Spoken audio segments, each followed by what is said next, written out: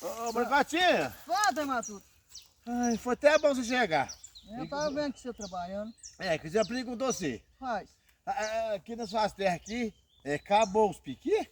Acabou tudo. Acabou tudo? Tudo. Mas foi assim, acabou tudo ou só das aives? Não das árvores, do friso, acabou tudo.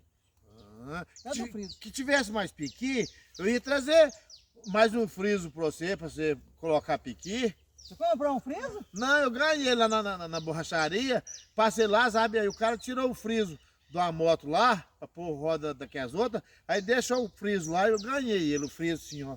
Matuto, como que eu vou pôr o piqui no friso, conservar o piqui no friso Ô, de moto? Bricotinha, você põe o friso no chão e enche de piqui, fica assim cheio aquele montão de piqui dentro do friso. Ah, não, viu? Do friso da moto. Não aguento mais não. Tô indo embora. Não aguento, não aguento. Desisto. Estressando à toa, Bricotinha, puxando o Zé Buléu.